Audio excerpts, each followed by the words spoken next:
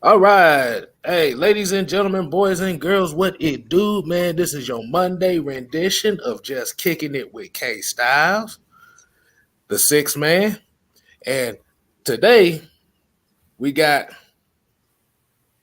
to my stage left, as usual, as you would say, Mr. Mad Mike Sports, the mad Uh, scientist.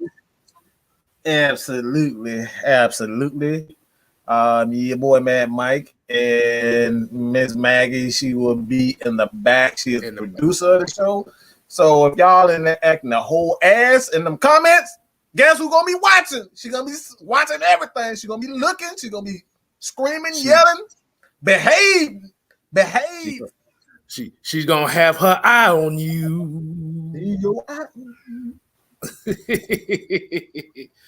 All right. That's how Mara be doing. She be like, Yeah, exactly. If you hear her head butt the screen, you can probably hear it through the screen. But okay. Anyway, like I said, hey Mike, everybody in the chat, how we doing this evening? Like he said, Miss Maggie T might pop up, she might not, but you know she's in the background looking at y'all asses. So before we go ahead and get started with our scheduled programming, hold on, let me make sure to put this out here. This is not, I repeat, this is not a Christian football channel. So if you hear some cussing, if you don't like it now, we just giving you fair warning. Up out of here. Yeah.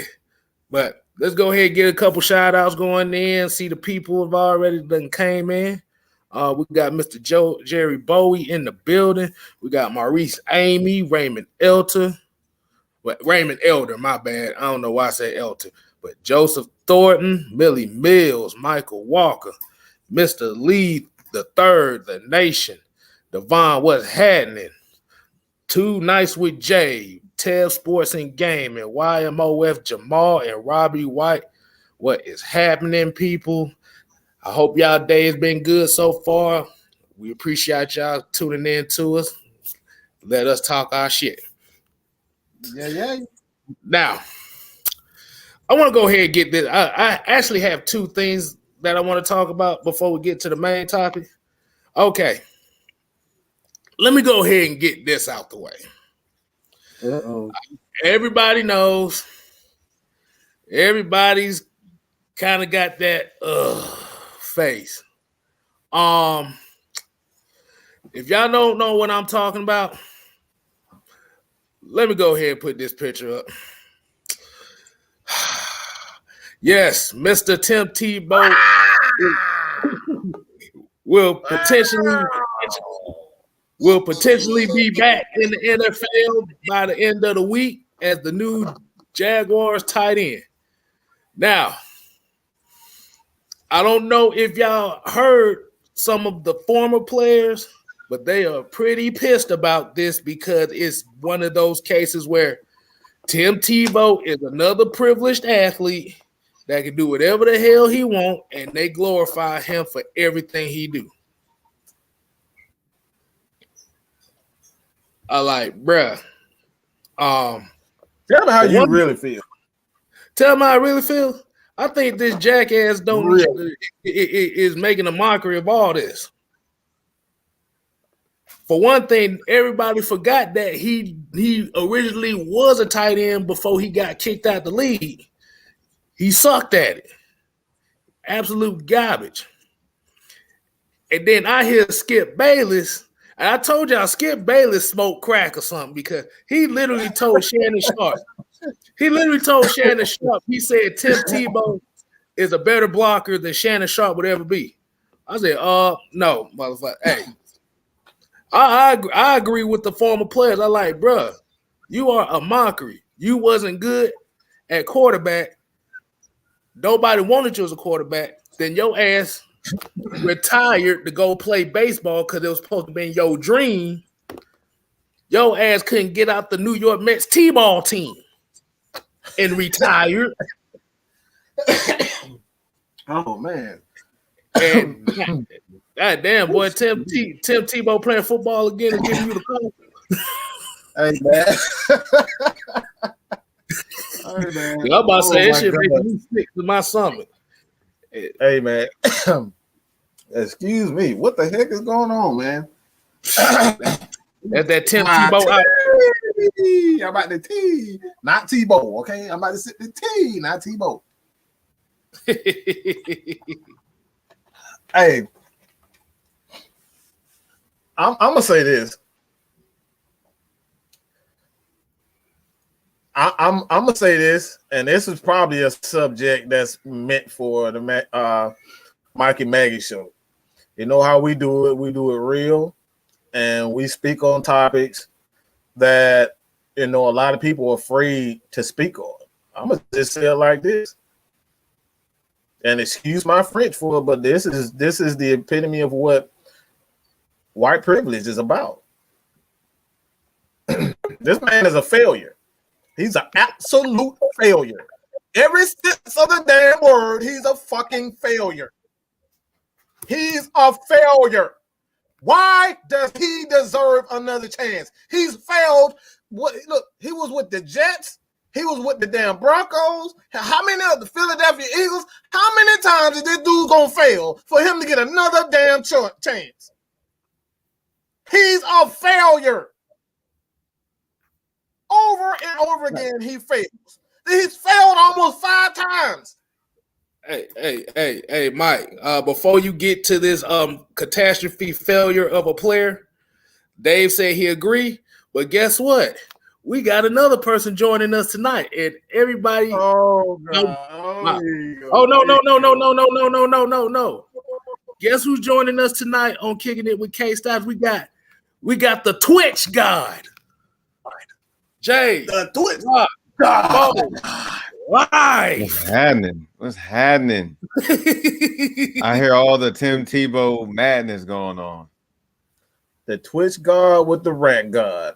Just gods all over the rant. Yeah, I'm the Rant God. All right. Yes, I said that. I said it, motherfucker. No. That is your title. That is your title. Ain't nobody do it better than what I do. I do it. All right.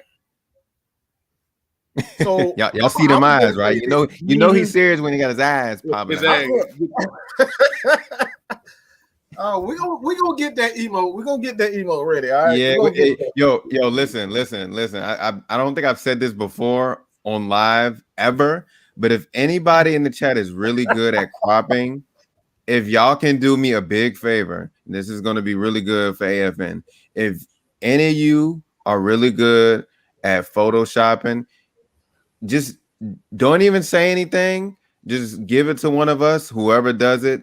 If y'all can get Mad Mike when he is speaking, his truth and his rants and all that, can y'all get him when he's, with his eyes? Y'all know he does the eye thing. If y'all can get that and make that as like a picture for an emote, it's over. If any of you guys can do that, that'll be incredible. I might be using that all. We gonna have to put that on the t-shirt. All right, but go ahead. Yeah, that's how I feel, man. I feel. Look, I'm sorry. Like it's few times that you hear me say anything about white privilege and black privilege. I believe there are black privileges as far as football is concerned. A lot of people, like we've seen with Matt Ryan. I mean, they have this idea that because you're not, a fast quarterback, you don't run a 4.2 or 4.3, then you're absolutely useless. So that was white privilege, there was black privilege, but this is obviously white privilege. Because this dude, like I said, he done failed at everything he's done except for in college. He's a fucking failure. How many times you gonna keep saying this? I look, he failed at T-ball. Minor league baseball. He like that's what it was. It's lower than even A. It's lower. It's the lowest of the major leagues. He's failed at it. Failed at that. All right. He failed at being a quarterback. I don't know how many times. Tried to be a tight end. Failed at that too. How many times this dude gonna fail that stuff for him to continually get a chance after chance after chance? All right. What happened to guys like Colin Kaepernick? Guys like I just said like nobody really wanted to sign Teddy Bridgewater at one point until the Saints gave him a chance. Like nobody wanted to give these guys a chance. Oh, you see it over and over and over again. A lot of quarterbacks, and not just no black quarterbacks. We've seen a lot of white quarterbacks, but like this right here is the epitome of what privilege is. He does not deserve another chance. And yet he's all in the damn like ESPN, and this is something that I very seldom believe, and not necessarily believe, but I go along with what Ryan Clark has said. If you guys haven't seen it on ESPN, dude was hated. Players are hated. They don't get second chances. They don't get second and third chances. This dude done got like 7, 8 chances. He's still, come on, bro. Like, what you got, J-Rock? What you got? My honest opinion is I don't really have like a say on it. It's not like, oh man, that's bad, he's back, or it's like, oh, I'm happy he's back. It's almost like I'm like mid with it. He's been out of the league for so long. I believe the last snap he played was like 2012. So it's like the game has changed, sir. So like you coming from baseball, and then here you are coming back as a tight end. The game has changed. Now I think it does help out a young rookie like Trevor Lawrence, especially. Having Tim Tebow could actually be a helpful resource, to Trevor Lawrence, honestly. I mean, it's more of a benefit for Trevor Lawrence than it is for Tim Tebow himself. I mean, it's just, know what I'm saying? He must be dumb as hell if he gonna learn from Tim Tebow. He must be dumb as shit. They already are. What it do, Big Yellow? What it do? Yeah. Bro, Tim Tebow. What the hell? What is man gonna learn from Tim Tebow? The fuck he gonna learn from him? Learn how to fail, how not to fail. Like, I know one thing he can learn from him. I feel you though. I feel you, bro. You right about that. He can learn the offense, but outside of learning the offense, was like he failed. Like he gonna learn how to fail, like how not to fail. I mean, you can honestly. If you think about this, like Tim Tebow was like the big talk when he got drafted, right? Everybody was thinking, oh, he wasn't gonna be good, blah blah blah blah blah blah. And then I think right now everybody's thinking the same thing for Trevor Lawrence, like, oh, he's just a pretty boy. He ain't gonna be that good. He ain't gonna be that good. So I think bringing somebody like Tim Tebow kind of is like, hey, look.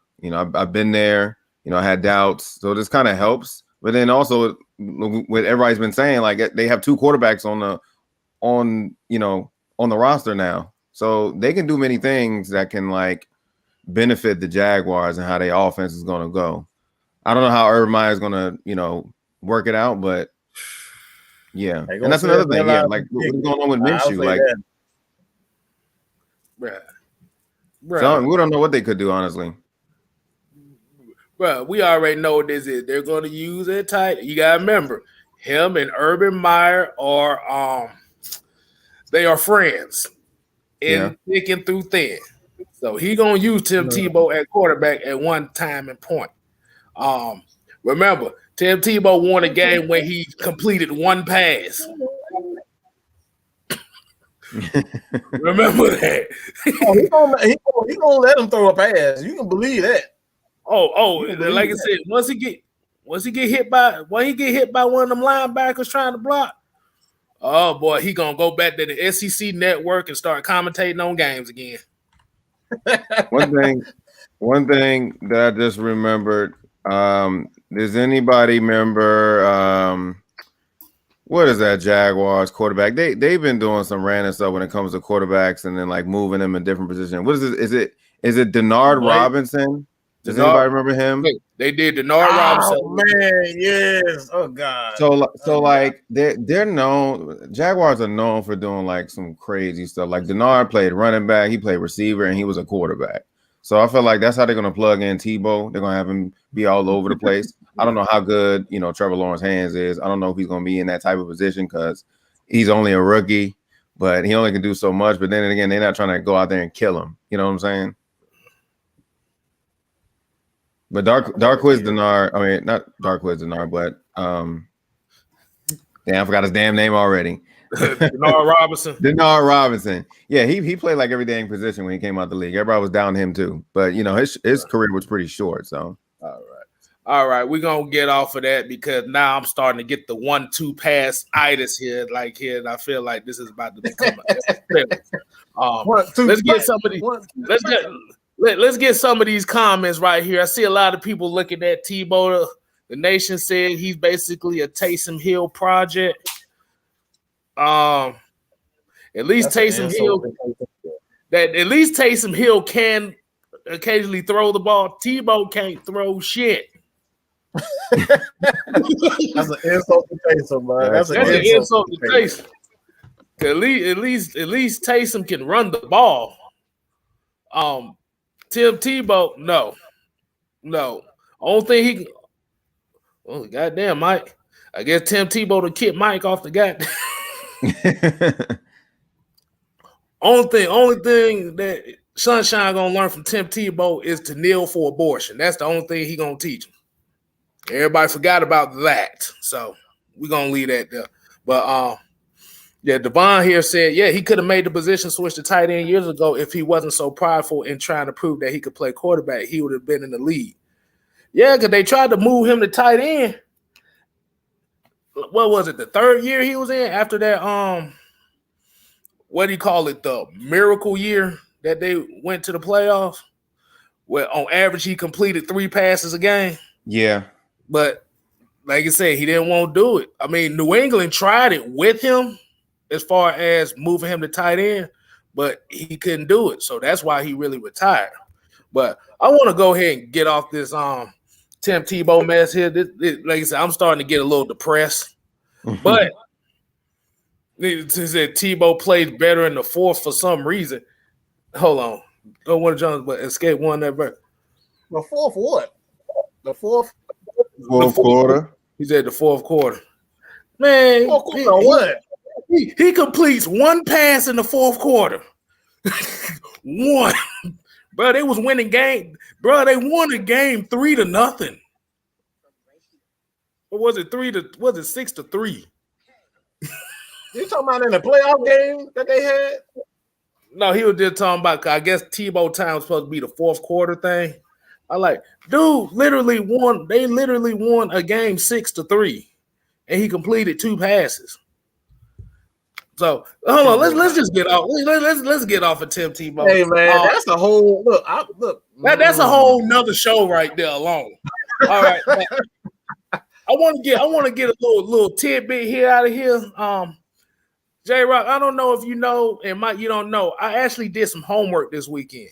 Oh gosh, I know where it's going. Okay, I did some homework this weekend, and I put myself through. Let's just say I've tortured myself this weekend. And I bet y'all probably wondering what I'm talking about. I actually went ahead and rewatched the whole Super Bowl 51. Only reason why I did it was we had a comment on the show we did Friday that intrigued me enough to do it. Because he was saying, okay, the 28-3, everything's Matt Ryan's fault. Let me ask you a question. What do you think is the conversion percentage for 3rd and longs, which are 10 plus yards? What do you think the average? And I'm asking both of y'all. What do you think is the average conversion rate for 3rd and longs? I would say below 20, below 30%, somewhere in between that average. Right. What do you think, J-Rock? I would say probably 40%. Well, I looked it up. The actual this is league-wide average. This is all 32 quarterbacks combined and all that stuff. The league average is 22%. 22 to 22. Now, you probably asking why do I say that? Oh God, no, Kstylz. No, you did not do that to me. I know where you go with this. Oh God. No, look. I remember those stats. Go ahead. I know exactly where you're going. No. These are not technically I stats. know where you're going with it. I know where you're going with it. Go ahead. My apologies.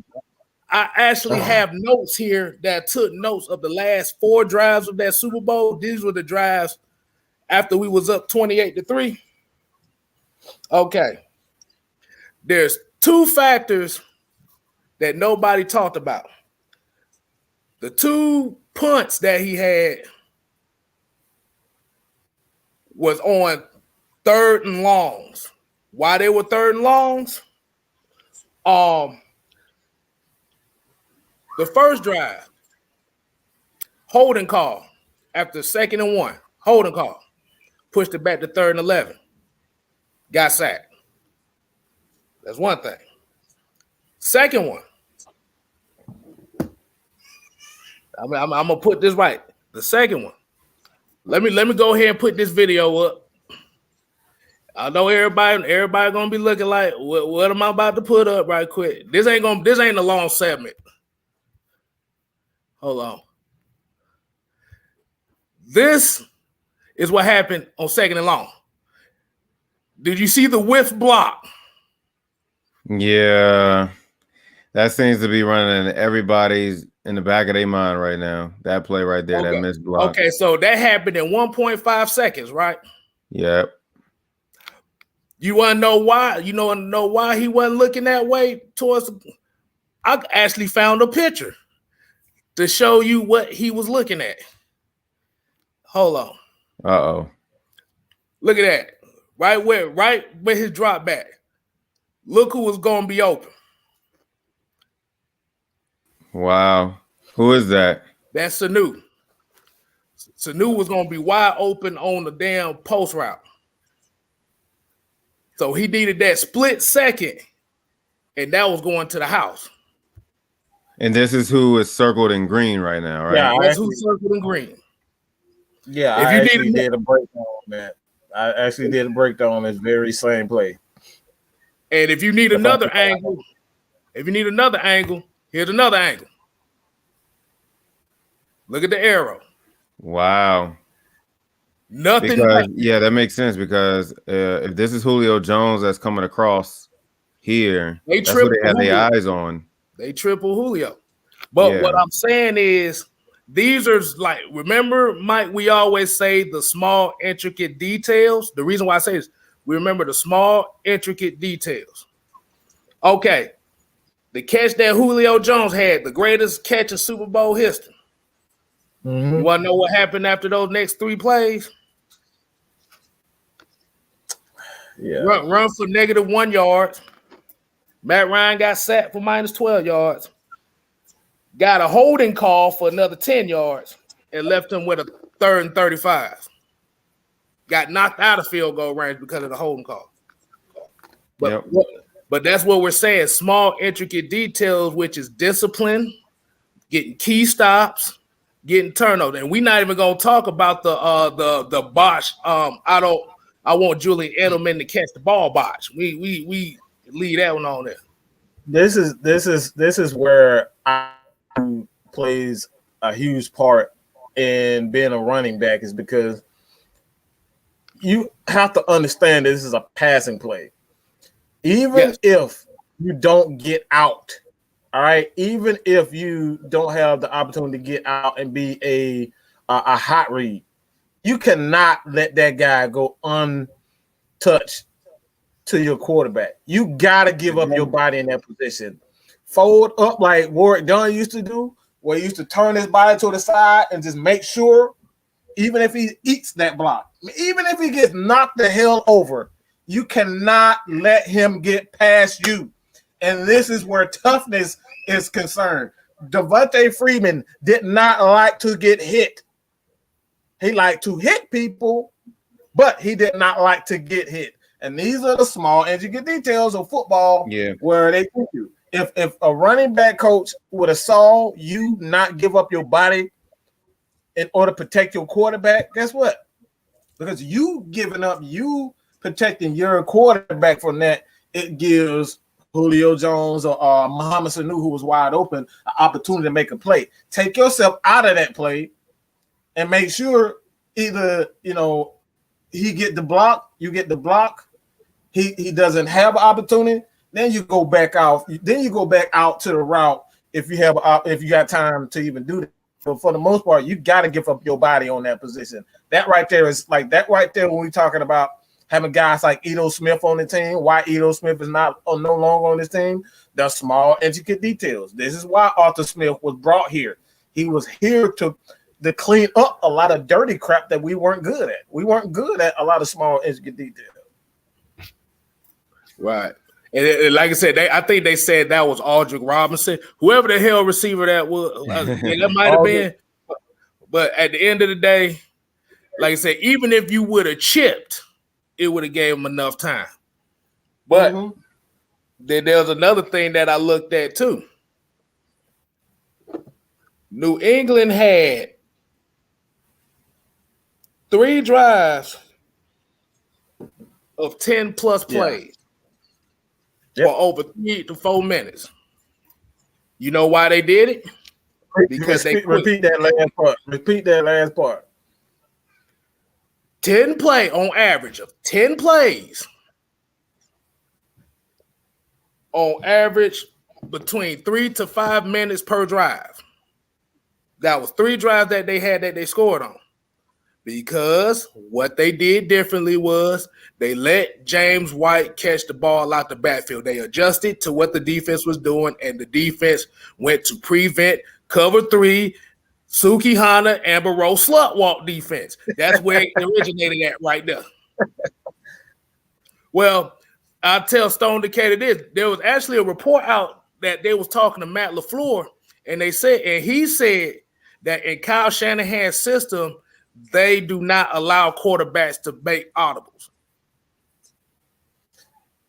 They do not allow. Correct. Well, correct. His offense doesn't.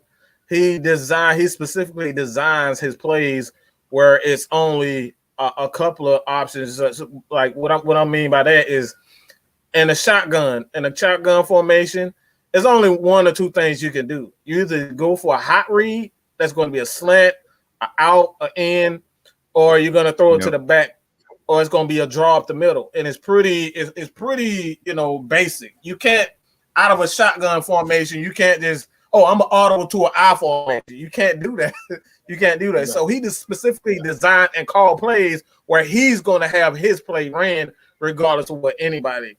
And that's the reason why he fails, like right now, even in San Francisco, because he designs his plays where he's going to get his play called.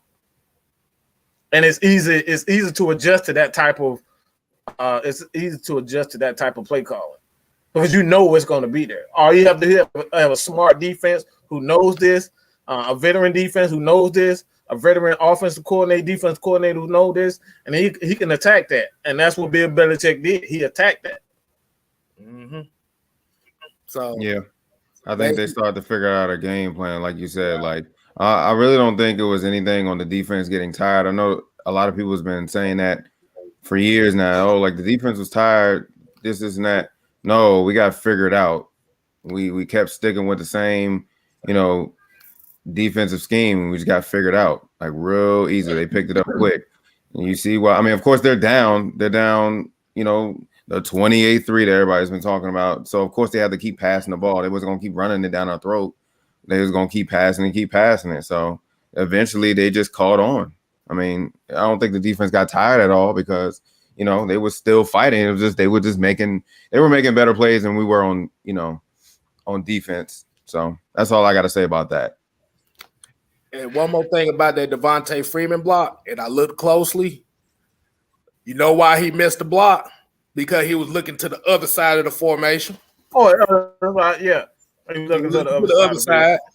And when he snapped it, he was like, "Oh shit! Oh my bad."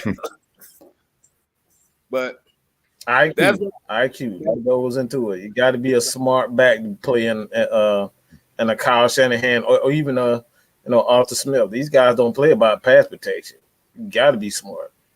Right. So at the end of the day, like you said, He got plays. That's why we said the Super Bowl, and I know people talking about why we still talking about the Super Bowl. This is my closure of it. This is why I did it, because this is closure for me. At the end of the day, the whole team failed. It wasn't just one player. It wasn't just one side of the ball. Everybody failed. Mainly the coaches failed this team. This is what we was talking about, a new regime, a new culture. And that's where accountability comes in hand. That's where accountability comes in hand. And like what we always say, we keep talking about the small, intricate details of football, but coaching is a vital part of it. You can have all the talent. Like the Falcons don't lack any talent when it comes on both sides of the ball. We got talent. We have some of the best athletes and skill players in the league. But when it all comes down to it, it's like, we got to learn when to run the ball, stop spreading the ball out when we get in 3rd and 1. How many times have we seen this team under Dirk Koetter spread the damn ball out on 3rd and 1 and then try to run a little skinny ass draw up the damn middle? Right. Let's get into some of these comments, what people think about. And like I said, this was a conclusion that I came up with. Like I said, y'all might not agree, but I just want to put some food for thought in your head. Let's see what people's talking about. I think a lot of people kind of agree and kind of didn't think of it like that.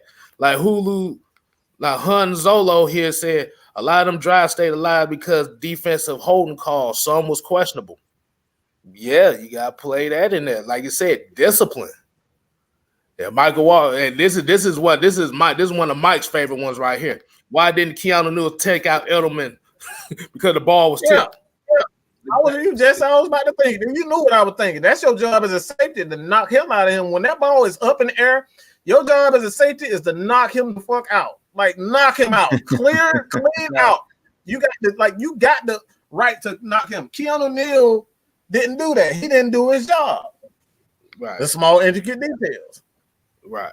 Hey, that was a young defense too. I think that was the first time we actually saw, Dion and all those guys actually get together. They played well, to play in the Super Bowl. But like I said, I think they just got figured out. We were just a bunch of young. We had a young defense. Yeah. And you know what? I don't know if you remember this Kstylz, but it was I believe Dan Quinn got. It may have been Bill, but it might have been no. As a matter of fact, I think he got some advice. It may have been from Pete Carroll, where they were saying that his defense, like, you got to have more veteran guys on your defense, and he was like, no. This is how I'm gonna, this is how I want to run it. But he a lot of his coaches. A lot of his peers were saying like his defense was way too young, and that was one of the reasons why we went out and signed a guy like Dwight Freeney. Dwight Freeney, he came on a little bit after the couple of games. I don't think he signed with us earlier. It might have been like earlier during training camp or after training camp. Right. But like they were really warning him, like, be careful with these young guys, because you get in situations like this, they're not gonna, like J Rock was just saying, they're not gonna know how to react. Yeah, I'm gonna get this last comment here before we move to the next topic. But basically, Noah Tedder said the defense played 98 snaps.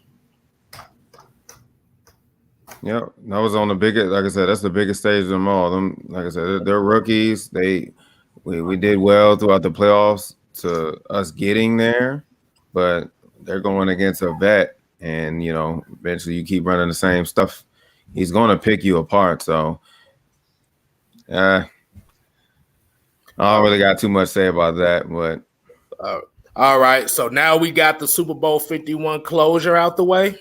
For me, I can rest easy now. I see what it was. Let's go and get to the next topic. And I want J Rock to hit this topic first. Which Falcon player do you think has the most to prove this upcoming season? That have the most to prove? Yeah, the most to prove. Oh man, Scan around this whole team. Has the most to prove. Most to prove. It could be somebody that might be fighting for a job. You know, like you said, it just because you have to remember Dante Fowler. Dante Fowler. I think it's Dante Fowler. The reason why I say Dante Fowler, for us to pay him that much money and for him to do so little, yeah, there wasn't no off seasons or preseasons or nothing like that, so he didn't really get no, reps in or whatever. But for us to pay you that much money, you got to do more than stopping the run. I mean, he did well stopping the run, and also he has to stay healthy too because he was constantly off and on each and every other game. Like, we wondering, is Dante Fowler playing? What's going on with him? Most of his clips this season is coming from run stops, not really pass rushing. It's run stops. So I really think he has the most to prove. And I think he will do a lot better in this Dean Pease defense. That I have a lot of hope in that. If not, then he gonna have to go. But I think he honestly has the most to prove after a season like that. That's not how you start off debuting for Atlanta. Like, come on. Your season with Atlanta and you debuting like that and you playing real shitty. Mm-hmm. Oh, man, I like that. I think a lot of people in the chat kind of agree with you. Like I said, I see a lot of Dante Fowlers up here. I see a couple Calvin Ridleys. I see Marlon Davidson. And I would say Fred Moore, like you said, is not going to go away until we win one. But at the end of the day, hey, we still got time. But I'm about to say, Mike, what you got on that? Who do you think has the most to prove this season with this new coaching staff? They going to hate me when I say this. They going to hate me when I say this. Go ahead. I don't give a damn if they hate me or not. They hate me anyway, so it don't matter. I look, Mr. Calvin Ridley got a lot to prove to me. I'm tired of his ass running backwards. Okay? You gonna get paid $100. I'm not paying $120 million for a motherfucker to run backwards. Okay, I'm not doing it. If I'm gonna pay you well over $100 million, I want to see you fight for a first down. I want to see you go up for a ball and not look at safeties. I want to see you block. I want to see you catch a screen. Okay, and I want to see this. I'm tired of seeing Calvin Ridley actually get a damn end around and he heading out of bounds. He looking for the first exit out of bounds. He looking for the first clearance to go out of bounds. All right. So when it all comes down to it, I know everybody loves Calvin Ridley, and I love Calvin Ridley too. The guy can run a route like he's probably one of the best route runners in the league. All right, bar none. All right, Julio, and a couple of other receivers. All right, Stephon. What's the dude for the receiver? For the Bills, whatever his name is, but Stephon Diggs. He's one of those guys who can run routes well. Justin Jefferson, again, one of those guys. Jared Judy. These guys are very good at running routes. But if I'm going to pay this guy well over $120 million, I don't want to see your ass running out of bounds. I don't want to see it. So he got something to prove. I can dig that one. I can understand reasons why Ridley is one of those guys that he has to prove, because Julio's not going to be here forever. He's going to have to be that number one wide receiver one of these days, so he's going to have to step up to the plate. Bro, I'm going to tell you something about Ridley. I'm going to tell you something about Dante Fowler too. But Ridley, that Kansas City game, he made me mad that game. Oh, that's what I'm talking about. That Kansas City game made me mad. What? Because he had a touchdown where he could have burnt the whole defense. Yep, sure can. He went right. He got right past the safeties. Then ran his ass sideways. Oh shit! Oh god damn it! They coming! That's what he said. He ran his ass sideways and brought all four goddamn defensive backs back in play. I said Calvin. I think I remember after that game, I said Calvin. Nah, it was the Tampa Bay game. The last 2 games of the season, I said Calvin really got exposed. Like I said, the physicality game ain't there. But my guy that I said who has a point to prove this year is this gonna say, like I said, this might be all out of left field on this one. I might go out of left field on this, but I'm gonna have to say Deion Jones. He got a lot to prove this year. Only reason why I say that, and Mike attests to me when I said this on the last show. These guys, him and Grady, they are now. God damn it! Hold on, I had to get my thoughts together. Wait a minute. Well, yeah, him and Grady. That's my nephew going crazy again. But yeah, Grady and Deion Jones are now the captains of this defense. They're going to have to hold everybody else accountable. They are now the supposed alphas of this defense. They've been here long enough. And I think with Arthur Smith is going to be looking for these guys to see if they can rally the troops. Now, I know we did the restructure and the extension for Deion Jones, but have you looked at Arthur Smith's face? Does he look like he gives a damn if you got an extension or not? I don't think he gives a damn about an extension. No. Like I said, people saying Matt Ryan too. Matt Ryan, every year is going to be a point to prove for him because you got to remember the whole Atlanta wants him out of Atlanta. Don't even go there. Don't even get that. We're not. I don't need the rant. I don't need the rant. But we're not gonna go there because this is not about a Matt Ryan thing at all. But what I'm saying is Arthur Smith is looking for leaders, especially on that defense.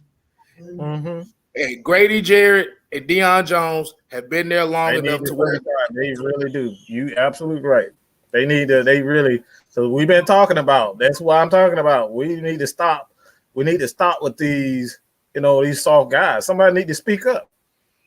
I'm tired of seeing players on the damn sideline looking at each other, sipping water bottles and shit. Like, bro, somebody scream, yell, or something. Somebody do something. Are we really not going to do anything? Y'all have bad plays and then everybody looking at each other. Like, is somebody going to say something? Somebody going to coach up somebody? Somebody going to do anything? That's what I'm so frustrated with that defense. Is like I said, I like people call me crazy when I called out Grady Jarrett. Like Grady Jarrett, the second best defensive tackle in the league. Of course he is, but he needs to step it up. I need to see 10 sacks. I need to see him screaming and yelling on the field. I need to see him doing something. I need to see him coaching up Marlon Davidson. I need to see him coaching up Dante Fowler. He's a leader. He's getting paid almost $20 million this year, something crazy like that. Yep. He's getting paid a lot of money. I need for him to step up. And Kstylz, you absolutely right. Yeah. Because what we talk about when we have new regimes, they're looking for guys who are willing to step up and hold everybody accountable. Yeah. Calvin Ridley, he's gonna have to be held accountable for his sidestepping ass. He's going to be held accountable. Dante Fowler is going to have to be accountable for not being so damn one-dimensional.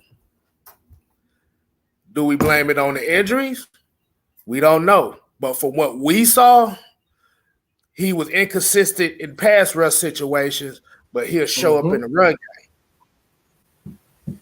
So, yeah, at the end of the day, who are going to be the leaders? Who are going to be the leaders? Who's going to step? Because if they let one of these rookies come in and already outshow them as an alpha, don't be surprised if Grady Jarrett and Deion Jones going to get snipped out of here in the next 2 years.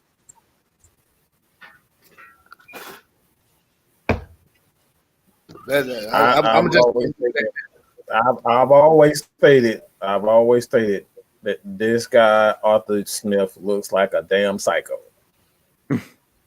He looks like a damn psycho. So he does not look like he's one of those guys who's going to take any bull crap. Just based on his interviews and like the stupid questions, like this dude look like he about to backhand somebody just for asking a dumb question. He looks that crazy. So I don't think it's out of the question whether or not we're gonna see Grady Jarrett. You know what I'm saying? Grady Jarrett or Tebow. Like they both can be gone if they don't live up to his qualities and his standards. Exactly. I'm about to say, y'all want to go ahead and get some of these comments on what they say. They said Grady ain't going nowhere. I don't know. Like Mike said, the most sacks he didn't had in the whole season was about 6.5 to 7.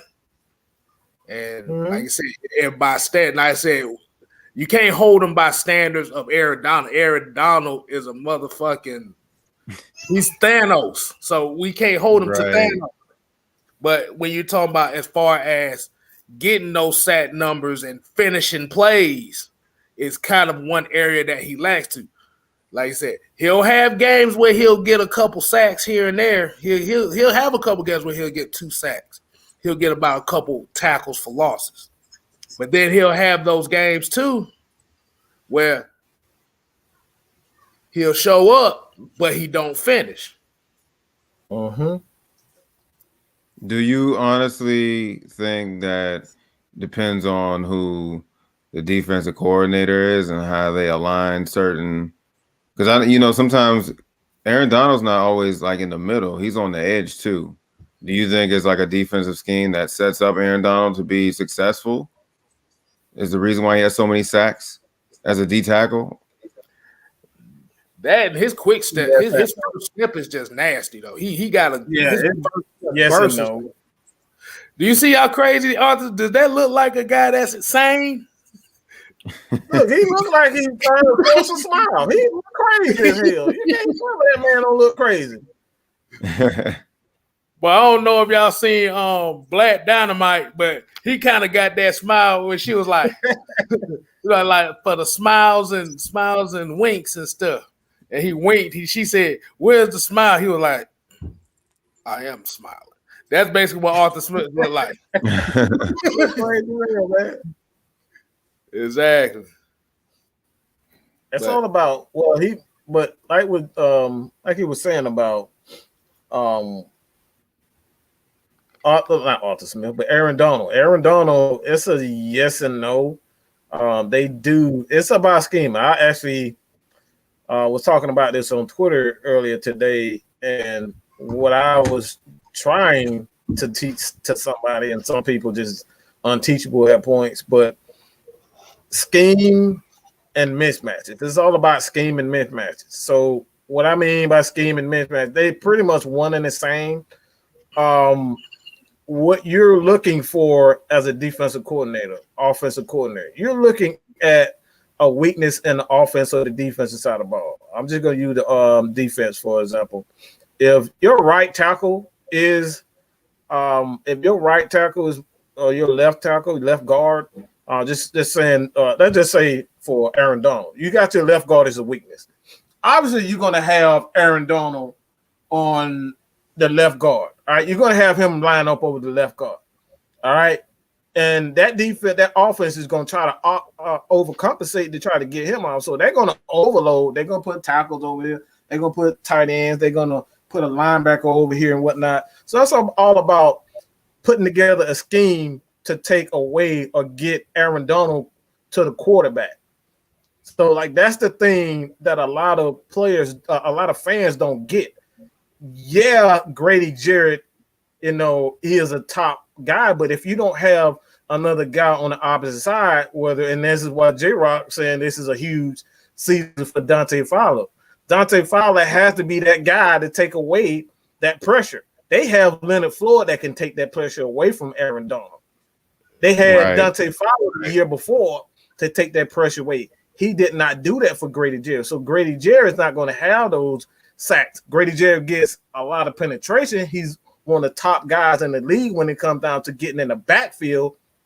He makes a lot of plays in the backfield, but it's all about scheming and finding the mismatches, and that's what a guy like Dean Pease, he's going to find that weakness. He only need a 1 quarter, maybe he just needs a film session to find out what your weakness is, and that's what Dean Pease, and that's why I'm so excited about the defense in its entirety, because of his ability to take advantage of those weaknesses, and he's going to use that scheme, whether it's the 3-4 or the 4-3. We don't know what it's going to be, and that's the most exciting part. We have no idea what the hell he's going to do, and that scares the living shit out of any offensive coordinator when you don't know what he's going to do. That I'm glad you clarified that, because like I was saying, I don't know if it's a defensive thing. Now that they have Raheem Morris over there, right? So I don't know if that's gonna really affect Aaron Donald's game, because it's Aaron Donald. So the reason why I put that out there, because I was thinking of, like, who can I compare, even though they're different. I'm gonna put in Von Miller. I feel like Von Miller hasn't had a good, successful season since Wade Phillips was around, and we had DeMarcus Ware. That's why I was thinking. I was like, okay, when Wade Phillips was with the Rams, you seen what he did. He brought the most out of those, those edge rushers, basically that whole front seven. So that's why I was asking, like, y'all, like, what do y'all think? Like, is it like a defensive lineman scheme or like what? So I'm glad you point that out, though, Mike. Yeah, but let's go ahead and get to this $5 super chat. For Mr. Dre, true statement. But before we do, like I said, y'all make sure, we appreciate y'all tuning in with us. Make sure y'all hit them thumbs up buttons. If you ain't subscribed to Mad Mike Sports, Atlanta Falcon Nation, or Just Kstylz, you make sure y'all hit that thing before we done with the show and afterwards. But the Twitch guy, go to the Twitch guy. They go to the Twitch guy, J-Rock for life, and also Atlanta Falcon Nation has a Discord, which my man here is in charge. Yes, sir. Yep, I'm in charge. So, hey, look, I said a bunch of times, Discord is free. Our Discord is free to join. It's free. Join the conversation, yo. Just join. Hey, man, it's always something going in there. All sports. It's not just Atlanta Falcons, so you don't have to be a Falcon fan to enjoy our Discord, man. So please join us. And Maggie, who's the producer of the show, she will hit you guys with the link soon. It's Maggie T. So, yeah. But Drew True Statement said here, besides Pitts, what rookie are y'all excited to see? J-Rock, I'm going to let you go ahead and kick that one off. Which rookie are you excited to see? Mr. If you don't want your quarterback to get hit or none of that nonsense, pick me or draft me. That man Mayfield. I'm curious to see how he's going to do. We need, like, we've been preaching about that the whole season. We need some attitude on that offensive line. We need a savage. I'm sorry. I know everybody was saying, oh, we should get Penei Sewell. Okay, that's cool, but I'm okay with getting somebody that's confident like that. I mean, he didn't have to say that, you know what I'm saying? That's probably his personality. That's probably just him, like, hey, look, like, this is what I was doing up in Michigan. If you don't want your quarterback getting hit, just draft me. So definitely Mayfield, whatever he is, he's a left guard, left tackle, whatever. Put him anywhere. Exactly. All right, Mike, what you say about that one? Which rookie are you excited to see besides Kyle? Since we've already established this, that former friend is probably one of the worst creative offensive coaches in the history of the damn game, because I'm sick of seeing curl routes. If I see another fucking curl route, I'm gonna lose my goddamn mind. I'm gonna say this. You just said Javian Hawkins, man. Javian Hawkins. I want creativity. I got to see creativity. I want to see this offense get back to letting our athletes make the plays and not solely relying on Matt Ryan and Julio Jones to make all the goddamn big plays. How many Tyler times? Lee, I see you in the my fault, Mike. Tyler Lee, I see you in the comments. I'm gonna drop it in the chat. Give me a second. But Go ahead. that's something that we always state. Creativity. This is what makes the Chiefs so damn explosive. Tyreek Hill doesn't have to necessarily catch a pass to make big plays. He can take a dang end around and take it to the house. We've seen that. We've seen him take a flat to the house. All right, just a regular flat route and take it to the house. Now we have a guy like that. Now we have a guy like that in Javian Hawkins that we can do that. So it's all about creativity. I want to see fast. I definitely want to see Javian Hawkins. That's the rookie that I got my own. Anime said you got issues, bro. That's what I was laughing at. Too. But yo, those are good. I'm about to say, you know what? And I forgot to say this the last time. But I'm about to say, Javian Hawkins, he kind of reminds me of Ward Dunn. Not like I said, he might be more dynamic than Ward Dunn, but as far as size and kind of being that fearless guy that knows how to take care of himself inside the tackle, he reminds me of Ward Dunn. You know who I'm gonna say. Under the combo, Ogun Under the combo, Ogun Deji. That like I said, he's one of those that I'm excited to see. Reason why? He's gonna be playing behind fucking Dante Fowler. So this dude got long arms. Y'all talk about He's a very good teacher. That's another thing. Like you're getting for Fowler. Like he may not be, the player that we expect him, to be coming out. But like he knows how to set up his moves well, and he can pass that knowledge over to Ogun Daly.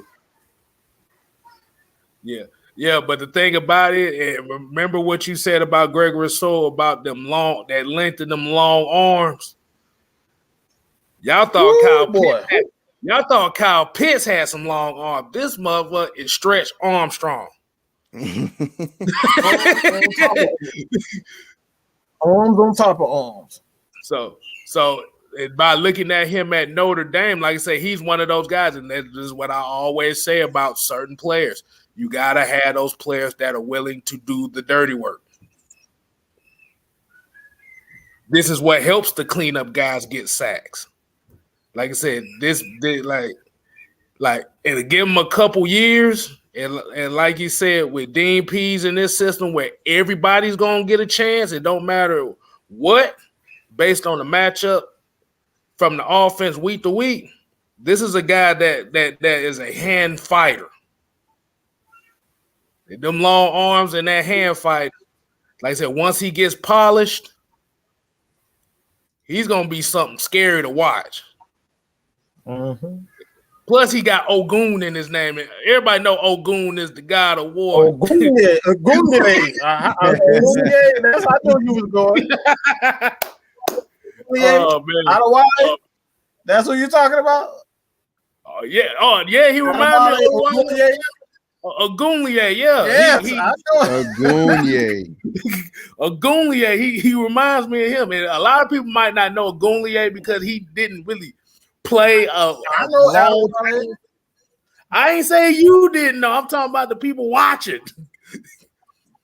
But they don't know. Yeah, they don't know. Yeah.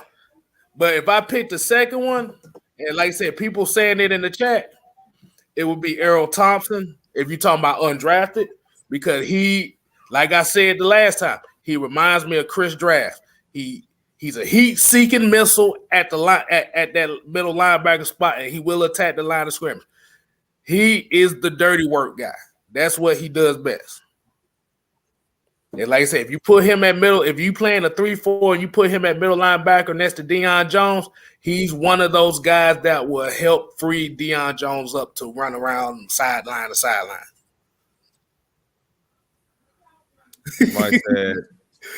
Somebody said Avery Williams. How do y'all feel about that one? Avery Williams? I like that one. Like I said, he can hit you from two different levels. And like I said, I know Darren Hall's kind of like the more, he might be more expected to be the like a future starter as far as compared to Avery Williams. But you know what they say about those guys like Avery Williams, like the guys that are kind of like special team type of guys. And this is what I say about Frank Darby too. These are kind of guys that are spark plug guys on special teams. You need those too. Yeah. Avery Williams is he could be a damn good gunner. Yeah. I feel like Hall is going to be, I think that's probably going to be the most physical corner that we're going to have on this roster. That's how I honestly feel. Like watching his tape, even though they only show like a little bit of it, but I feel like him, like just alone, like out of all the corners that we have on the roster, I think he's gonna be like the most physical. Like the tall guy. Shoot, I think the only issue with him is honestly he has issues with big receivers. That's the only major thing I would think. But he's physical, you know what I'm saying? I can't take nothing away from that, but. And we got big receivers in this division, so he's gonna have to get right. You know what I'm saying? Right. But plus, they not going if they know he's not good against big receivers, they not gonna put him in a situation where he got to go against big receivers. Exactly. Dre True Statement said, "Oh goon, a goon." And Millie Mills said, "Ed Hartwell." Nah, Ed Hartwell was on the Paul Warlow side of the game. Boy, without Ray Lewis, boy, Ed Hartwell was like, who is you? So old and beat down. Like we gave that man so much money. Exactly. But that's what everybody got theirs. You got Jalen Mayfield up here. We got Javen Hawkins down here, and I got Ogun. So let's see. Let's go ahead and get to this final topic that we got here. I see a lot of people talking about they're excited for special teams. And when's the last time you heard that everybody's excited for special teams? I don't even know. I don't even know. I can't even tell you. Oh my goodness, boy. And Tony Wright said, Taquan Graham. That's somebody to watch out for. Like I said, everybody's going to get an opportunity to get some type of snaps. This ain't the last regime. This ain't the Farmer Friend regime where the Smithers regime where you only got playing time because you was friends with somebody. No, everybody's gonna get an opportunity. Like I said, that's how you build a team. Because usually your superstars may not be the big name guys. It may be one of those undrafted free agents. It may be one of those late round picks. And that's the biggest difference between a winning team and a losing team. But let's go and get to this last one right here.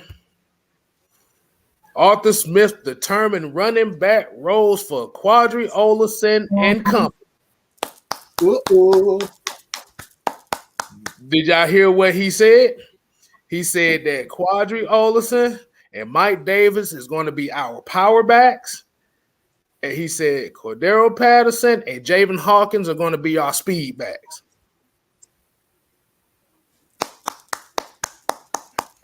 That's it.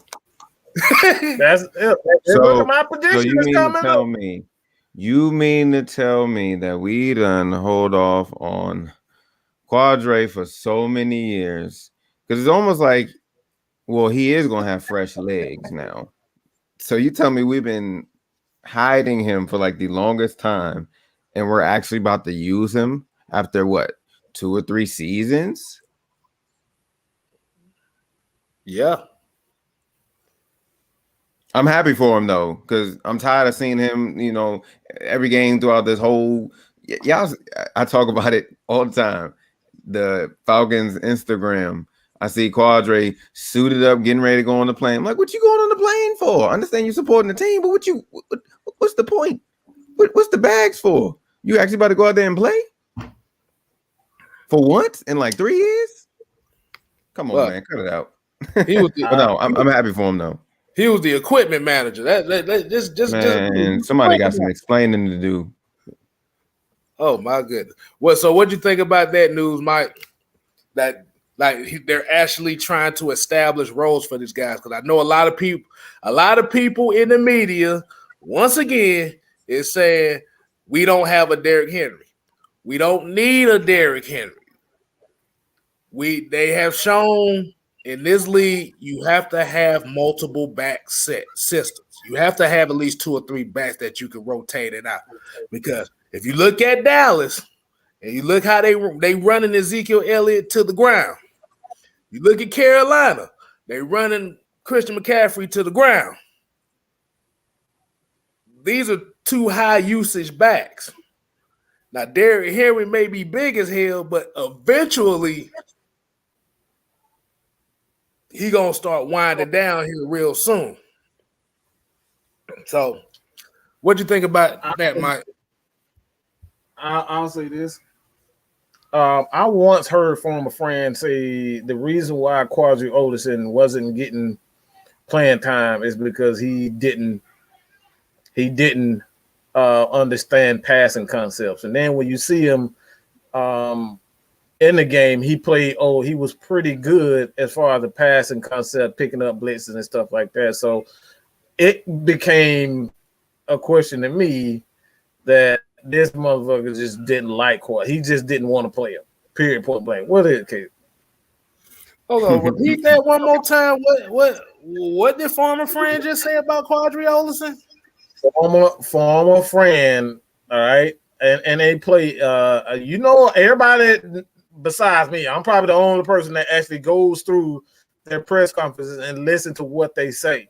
All right, this guy said verbatim, the reason why Quadri Ollison wasn't receiving any playing time all year is because he didn't understand passing concept, pass protection concepts, and when we got in the game, when he did get time to play, he did fairly well. So it became clear to me that he only wanted a guy like Ito Smith. He only likes backs that are small because those guys are better suited for his whack ass draw, his whack ass die play that he runs up and down the damn field. Don't matter what down it is, don't matter what goddamn yard it is. Run the same 2 damn plays over and over and over again. That was the reason why. Why do I say that? This man 2 freaking years, been sitting on the damn bench doing nothing. And here he is, the first year he's been here with Arthur Smith, and the man ain't even seen him play yet, only on film, and he's already saying he's our power back. What the hell did that tell you? We've been one of the worst teams in red zone, and we don't even use our best power back? Come on, bro. Hold on. Wait. Hold on. I'm gonna have to take my glasses off for this. Hold on. Let me take the do-rag off too. Hold on. Oh, snap. The strap came off. The strap has came off. He said that Quadri Ollison did not understand passing concepts, but you got Keith Smith running 10-yard hook routes every game. You got Keith Smith on 3rd and 1 situations. Hey, man, if anybody can go back and, if you can screenshot that to me, I'll have to go through all last year's press conferences. But this man said, I think it was earlier during the year, that the reason why it's like we're going to see more Quadri Ollison in this game because the running game is not doing it. And he was like, no, I'm not sure about that. I mean, you can clearly say he just did not like any running back outside of Ito Smith. He didn't like Gurley. He told a lie about Gurley, that Gurley's going to be used in the passing game. I think he maybe caught 13 passes on the year, some crazy number like that. So he lied about that. The dude just, if I ever see this dude, man, just pray for me. Pray that I don't go to jail. Okay? Pray that I don't go to jail. And Ultra Shadow 97, that's pretty much what Mike just said. What? Hold on, I just had it. Here you go. Yeah, that's why he said. That's why he just said it. He never got a chance was because basically Dirk Koetter or former friend basically ousted him out the rotation. Because, be honest with you, if we didn't have Todd Gurley, and I've seen this up and close, Ollison was the best back we had. Oh, clearly. He was the best back. Because before Todd Gurley got there, remember, Quadri Ollison led this team in touchdowns, rushing touchdowns. Very effective again. He was very effective. Hold on. We got James Baker with the money. And $9.99. He says, I've been feeling like Quadri has been underutilized for the entire duration of his career. He has power and quickness to work the zone one cut back. Yes. And people realize, like, at 230 pounds, this dude can run. He can run. Got a question for everybody. It's for everybody that's here right now. What's that? For the past 2-3 years that he hasn't been used in this offense, how do you think he honestly feels? Like he's been with us for this long, and then now he's getting the time and the respect that he needed, the motivation and all that. Like, how do you think he honestly feels now? Do you think he feels pretty bummed? Like, hey, like I've been that guy. Like, you know what I'm saying? Like that does a lot to a player for not playing them for that long. You know what I'm saying? Like mentally, like what do you think is honestly going through his head? Like, put yourself in his shoes. Like, what do you honestly think? This is for anybody. Okay, so what I say is, right now that he has been, that they have now determined that he's going to have a role in his offense. Oh, he hungry now. He's ready to show the world what he can do. Mm-hmm. Like I said, 2 years ago, we seen what this guy can do. In goal line situations, you wasn't finna stop him one-on-one. We seen that. Mm-hmm. He can pass block. He need a little bit more work, but that comes with experience. But he can pass block. But the fact that former friend did not use this guy, it pissed him off. But he knew one of these days he was going to try to get a shot. And I'm happy for him, man. I'm like, it's about damn time. Hashtag about damn time. Yeah. Because, like Mike said, we are tired of running draws and ISOs all day. You got a back that can do that.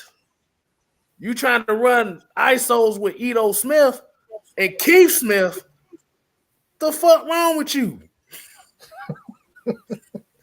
Ito Smith by 12 pounds total against the damn and like that, Ito, him like goddamn. And like that, Ito's a toddler out there, boy. He'll be out there twirling. He got there. They'll be out there twirling. Goddamn, like goddamn Thor be doing with that damn hammer. They be like, slaying his ass out.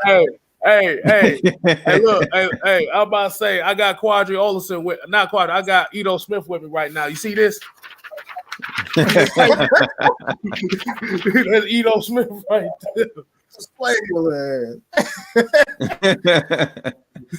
Hey, but that's it, man. I think we always talk about this the small intricate details of football, and that's one of the reasons why we were so damn terrible last year, because I don't know why he decided he wanted to do that, but it's like it's 30-1 and you bring in the smallest back you have on the damn team. Like, you bring the smallest guy. You have not only Keith Smith, who's a bigger back, you don't run fullback draws with him.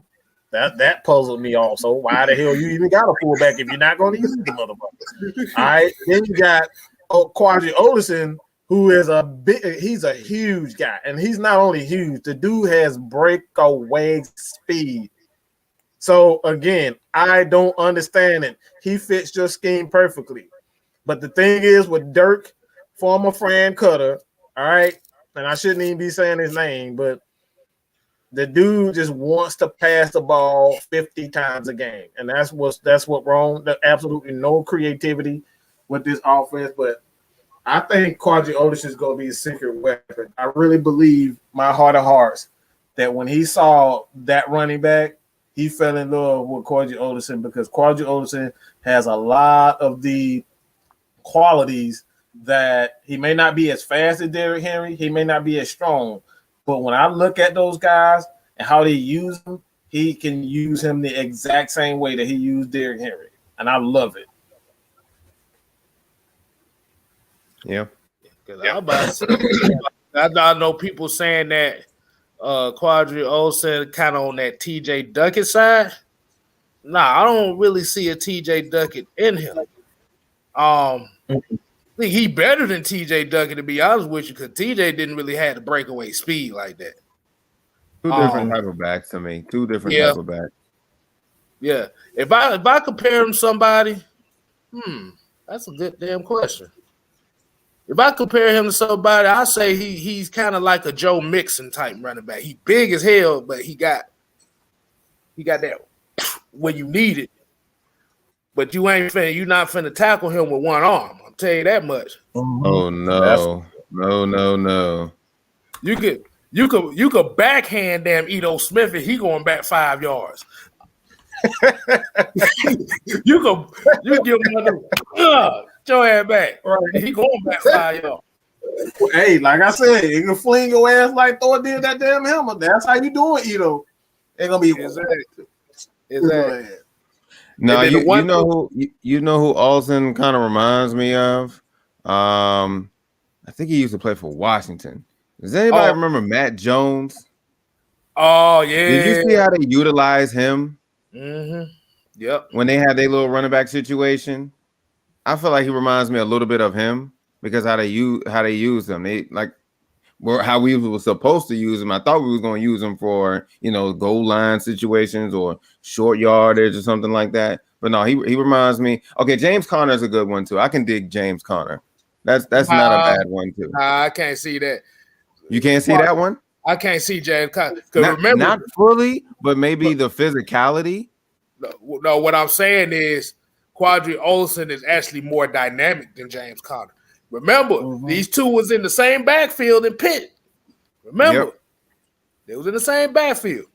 See, the thing is, Ollison can't catch the ball out the backfield. He has some type of a receiving threat. No, he's not Brandon Jacobs. Now that's Derrick Henry. Oh no, that's Derrick Henry. Brandon Jacobs. That's that. But Derrick Henry cannot catch the ball out of the backfield. That dude can't catch worth a crap. Right. Oh my God. Yeah, Tebow Williams. Has anybody watched?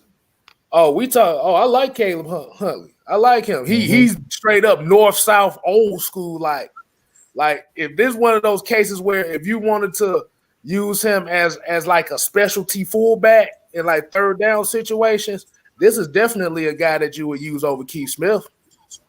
I'd rather run a 3rd and 1 draws with him than Keith Smith. Bruh, we ran 10-yard hook routes with the fullback that's not even dynamic. How does that sound? I mean, did they like what the hell? Like, did they really? I just want to know how they was looking at Dirk Koetter when he designed these plays in the order. Like, are you really gonna do? Like, he really calling this shit? Like, you really gonna do this? What Keith Smith? This is how they was. This is how they was looking right here. But this is what they was looking at. They were looking at Dirk Koetter. They were walking by Dirk Koetter looking like this.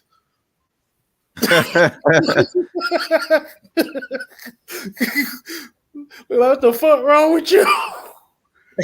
That's funny. Like, dude, like, we're just happy that this offense is going to be predicated on balance and trying and having some kind of unpredictability. Because, like, we ain't even talk about Cordero Patterson. Like I said, that's the gadget guy right there. He's the guy that you really ain't gonna know what they doing because he's a running back and a wide receiver. Mm-hmm. Yeah. Hold on, wait a minute. Hold on. Noah Tyndale said, with Keith Smith on the field, we should call it the Chipotle formation. Oh my gosh. See, I call that. This just gonna call that diarrhea. We got a $9.99. James Barker. I was about to say Baker. James Barker with the $9.99. He said, But another $9.99. That's two. That's two of them. Appreciate you, dog. Appreciate it. We appreciate it, home. Hey, yeah. Look at the bottom of the screen. Make sure you donate to the Cash App because it's going back into the channel and making this thing better for y'all. And we got prizes going on for y'all asses. That's where a lot of that is going into donations to the person that wins a lot of our roast sessions, as we calling it, or as we call it. Sometimes it's a 5 seconds of fame. 5 seconds of fame. That's what we call it. The 5 seconds of fame. I ain't got the picture up there on this one, so they usually see those on Friday. But James Barker said Quadri and Connor comparison was the same though. He was a Marshawn with a little less speed. He really an all-around back who may prove his word. To trade him, I would hate that. I'm not trading Quadri. I'm saying Boy, the way he used to run against Georgia Tech, I like, yeah, this dude got some shit. Yeah. Everybody ran. Everybody know I'm an ACC guy, so yeah. I haven't seen Ollison quite a few times. He faster than most people think. Man, if you look at the chat, we got the whole chat trying to compare running backs to a lot of these legends and former players and stuff like that. That's funny. I know everybody's saying they talking about Derrick Henry now. They saying it's like Campbell. Henry is a different breed. If I were, I mean, I'm just, this is random. I don't think he's a different breed. I think he's Brandon Jacobs. I think he's Eddie Jordan. No, I think that's Brandon Jacobs. That man is Eddie fucking. That man, not Quasi, but Derrick Henry is Eddie George. I don't think a lot of people realize Eddie George had that breakaway speed for a guy that was big. That dude was dynamic. He catch the ball out of the backfield, and he can run away from guys. And he was powerful. Right. I was going to say that's a good comparison. I had another person in mind that nobody really talks about, which I don't know why. I was going to say Fred Taylor, but like a little bit faster because they're almost the same size. Oh, Freddie.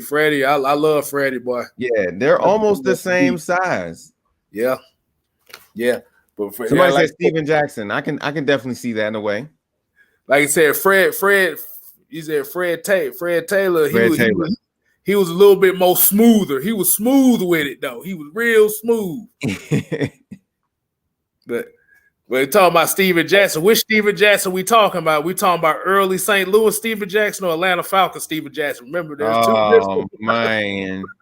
He gave us a little spurt that week when we played the Saints. He gave us that old look for like one play, and after that, he had one good game and disappeared like the rest of them.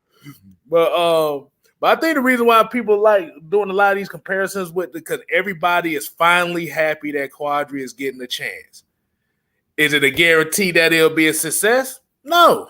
But the thing is, you have a guy on here that will get a chance that will not feel like another wasted draft pick because we've seen it with Deidre Sanat. Deidre Sanat's another guy that might get a chance. Remember, we had Jordan Miller that we just cut last year.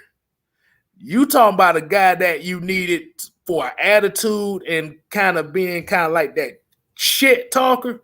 That was Jordan Miller. Jordan Miller can't catch the ball worth a damn, but he give you that personality that they needed in that secondary.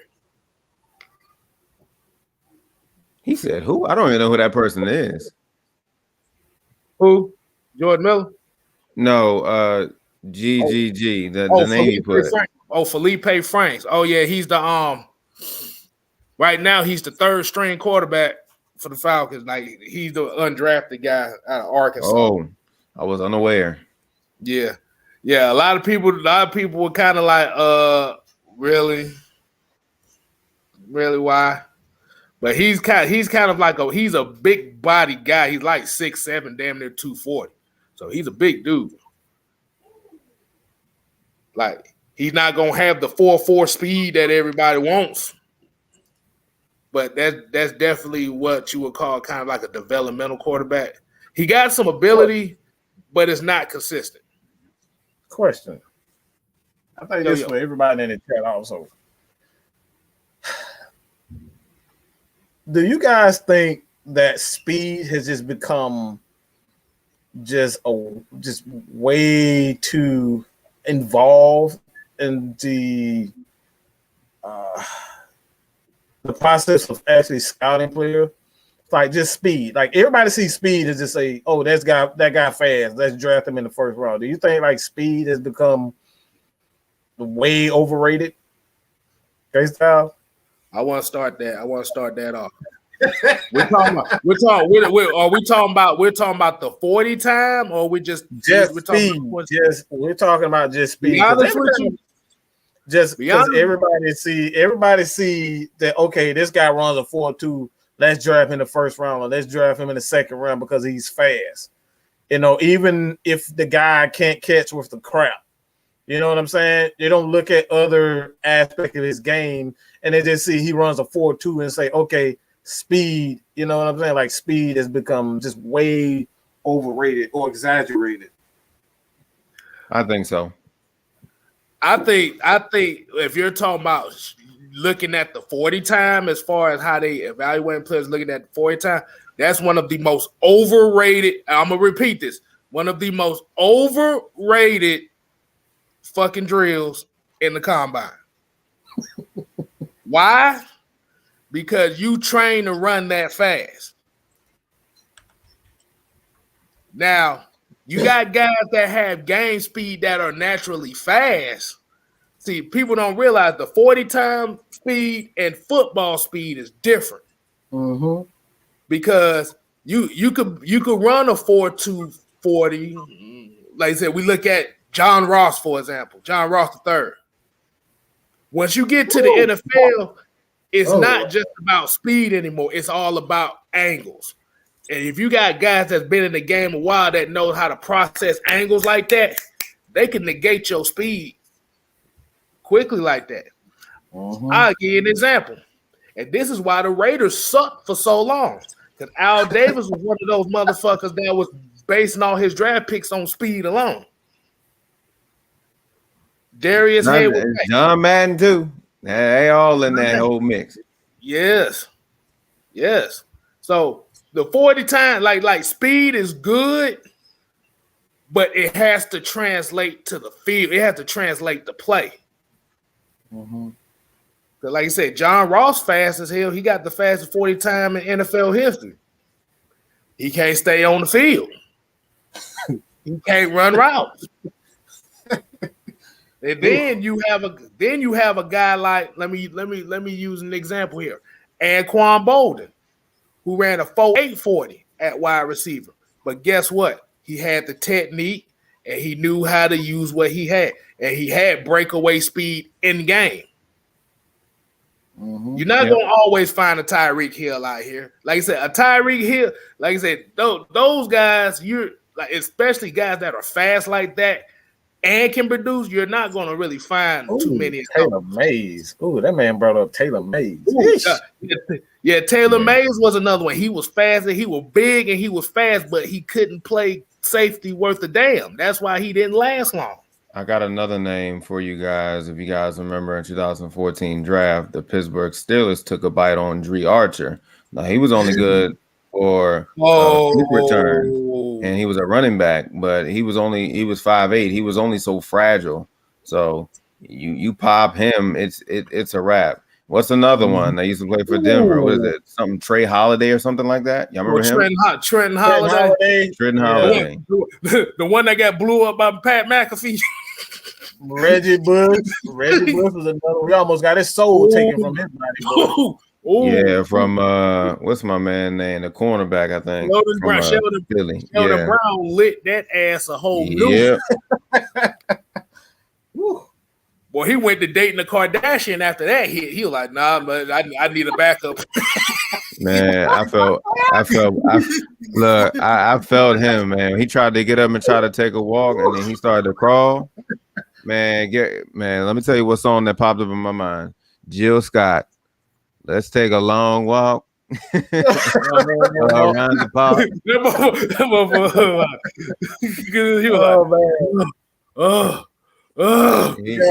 he got up. He's like, oh, nope, can't walk. See, Reggie Bush's problem was they hyped him up so much because of his speed and athleticism. He thought that's all he needed to do in the NFL. He found out that year that, bruh, your speed ain't finna get you nowhere. No. Bruh, and the reason why I say speed is overrated too, because think about some of the plays we just talked about last year. We talk about Grady Jarrett need to step up. How many times Grady Jarrett then went upfield and tackled somebody by the first down line? Yeah, you're right. You're absolutely right. Ooh, Deshaun Jackson, when everybody kind of, figured him out for the most part, like his career started going down. He was still fast, but like he couldn't run routes. He was just a speed. Oh, wait a minute. Brian Peoples done brought up a name. Oh, Jesus. He brought up a name. I got to throw this up. Oh, God. Hold on. We got to do it right. Oh.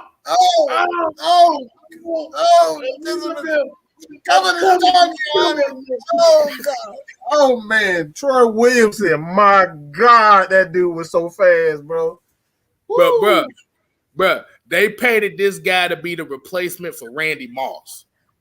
Yes. Oh my God. I forgot about that name. He was fast, but he couldn't catch. That dude could not catch worth it. That man said Tim Bianca Batuka. I ain't heard that name in so long. Oh my God. Tim Bianca Batuka. And I still remember that name. Oh my goodness, boy.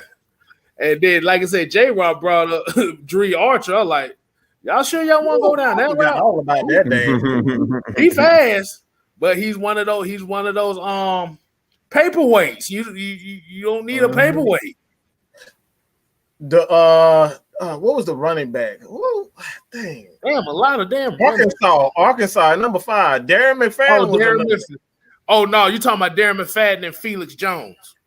Felix Jones, yeah, those two were so fast. Like, and again, they couldn't. I mean, he had a couple of good years. I'll give him that. But like a lot of those guys were just fast, man.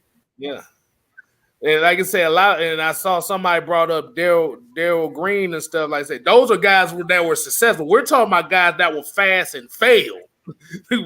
We're going down that route. Fast and failed. Yes. Oh, bro, let me see. Who's another one that was like that? Oh my God. I'm sorry. This is probably the wrong time to even say this, but Kstylz, guess who made their return back to Raw? Who? Jinder Mahal.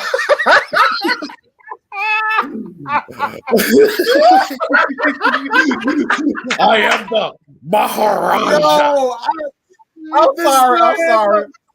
Yo, I'm sorry. I'm just scrolling. I'm trying to get news, and that just came across. But Jinder Mahal made his return back to Raw, dog. Like, oh my God. Oh Lord Jesus, huh?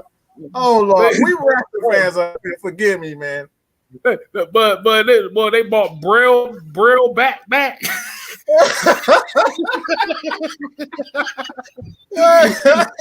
That man got one I've seen a whole rock, bro. But I'm sorry about that. That boy, you could write in Braille on his back, boy. I'm sorry. Them steroids did him wrong. Oh man. Oh god. Crazy.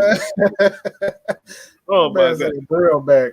Oh, Braille back. No, that was Braille back. Yeah. And the funny thing is, he got 3 people with him. He got 2 other guys with him, so it's almost like a 3-man band, bro. He brought the 2 midgets back with him too. Yes, they got 2. Yes, I apologize. The 2 crash test dummies. Yeah. Oh Lord, they got the crash test dummies back, boy. Them the real paperweights. They just brought those 2 in there just for people to throw them around. Oh my god. I apologize. Falcons fan. We apologize, but yeah. Hey, is another one. Oh man.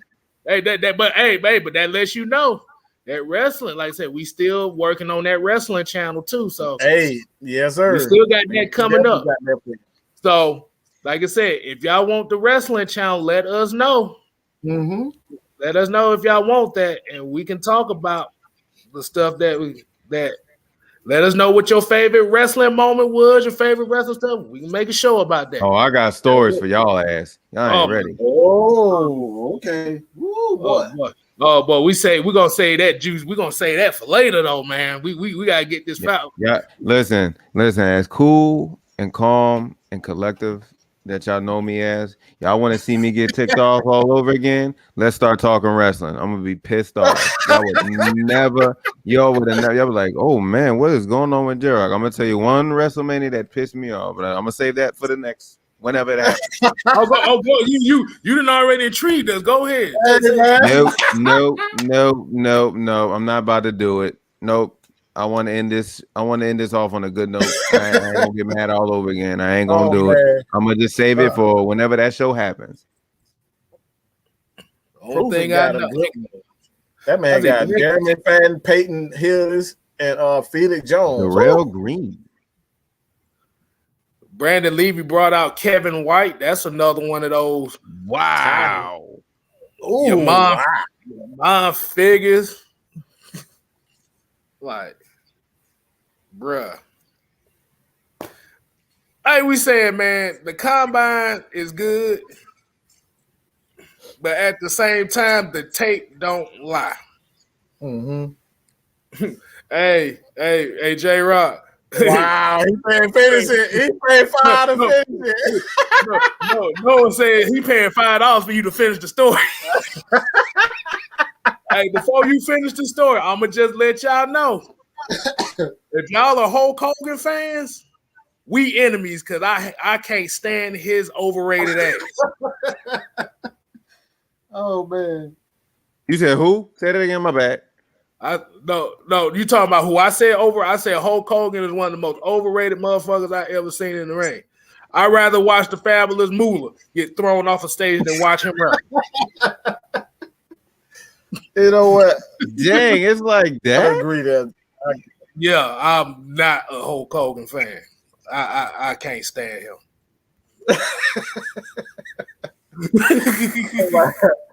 Go ahead and tell the story, Jarrett. He paid his money for you to tell the story. If it's really real, drop another 5, and I really break it down for you. It's like nah. Yeah, okay. I'm trying to think about if I should do details or not. I don't know, man. Y'all want me to spice it up now? Sure, you want to throw it? Hey, y'all want to end it on some wrestling stories or some shit? We can do some quick wrestling stories. All right. All right. I'll do some details. I'm gonna just start by saying this: WrestleMania 30. Now, hear me out. If you guys don't remember what WrestleMania 30 is, I'm gonna give you another hint. It's gonna be really quick. I'm gonna go boom, boom, boom, and then boom. So every year I go over my friend DJ house. We have a big WrestleMania party every year. WrestleMania 30 was really rough for me. I didn't understand why. Why this person to do it? And I was also confused. Wait a goddamn minute. I thought it was fake. What I'm talking about right now is I'm a huge Undertaker fan.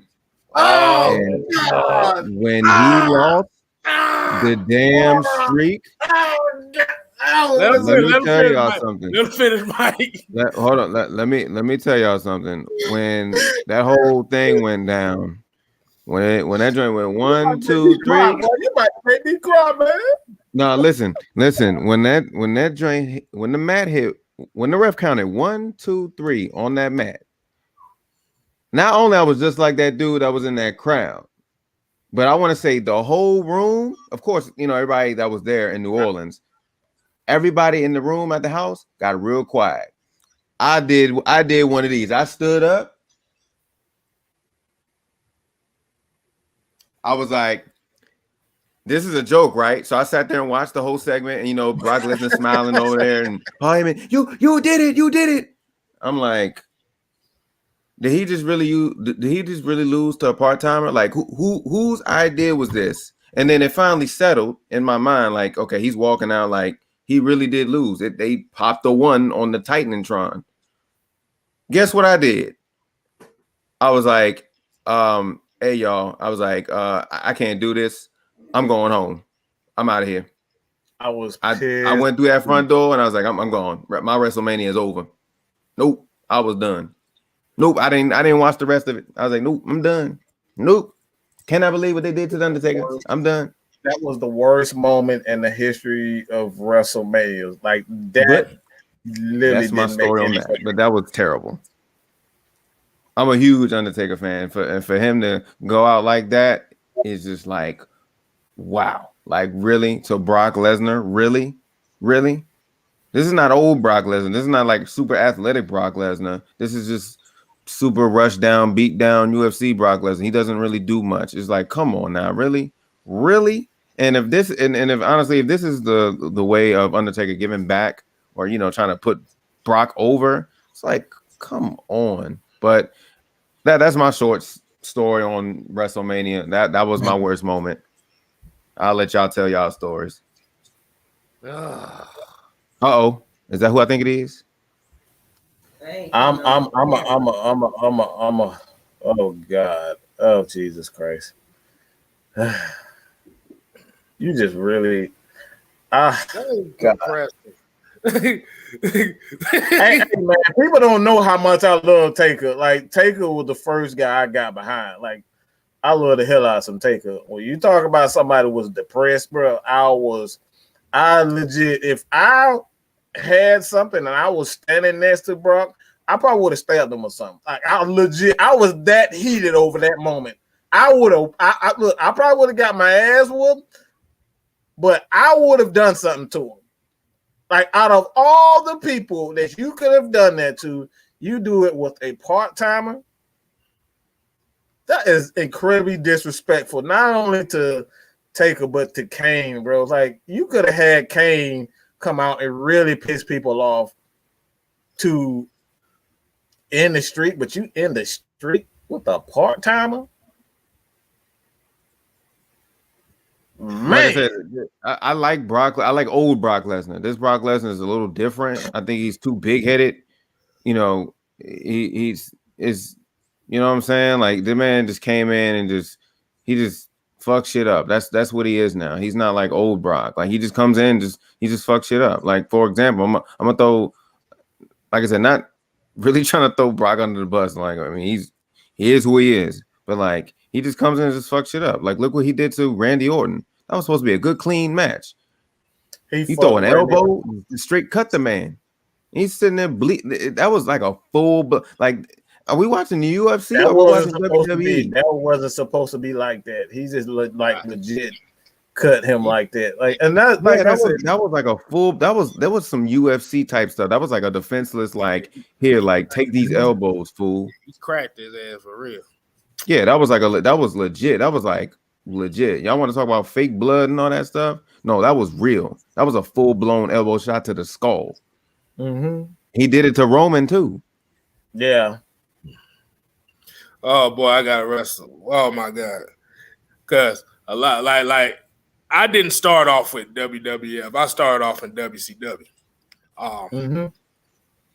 I mean, we from Atlanta, so anybody from Atlanta who really understand that, you understand we started with WCW first. I had two things that pissed me off about WCW. The first thing was how they ended Goldberg Street. That was some bullshit.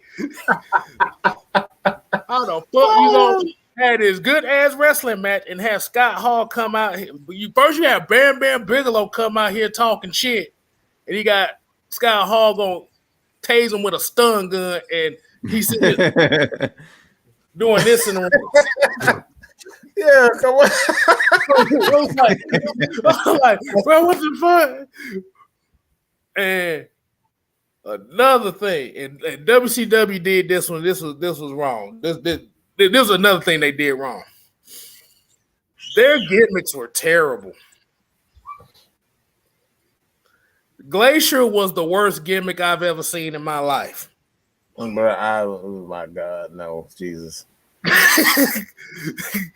Glacier was the worst gimmick ever. They went through a point where they was trying to recreate Mortal Kombat characters for wrestling.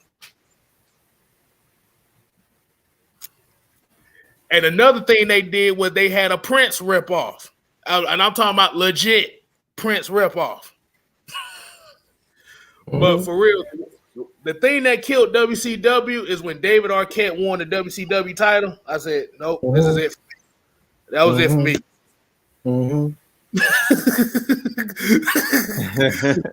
Hey, the LWO was kind of dope because if you understand the backstage politics, that's all they had each other. Because boy, they did not like the cruiserweights for shit. Not at all. They hated the cruiserweight. That's why I say I don't like Hulk Hogan because he ran everything backstage. Yes, I was. I was a Harlem Heat. I saw the rise. I saw the rise of Booker T. So that's why he's one of my favorites of all time. Well, mine probably gonna kill. It's probably gonna kill everybody. All right, it's probably gonna kill everybody for saying this. But I don't give a damn about what nobody say, man. My favorite wrestler of all time, just wrestling alone and not, just the personality that goes with it. Chris Benoit.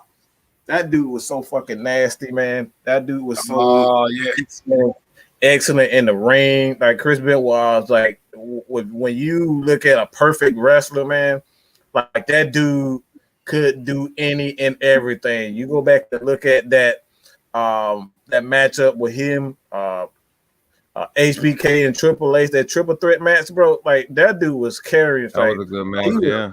Carrying that match. I love that WrestleMania.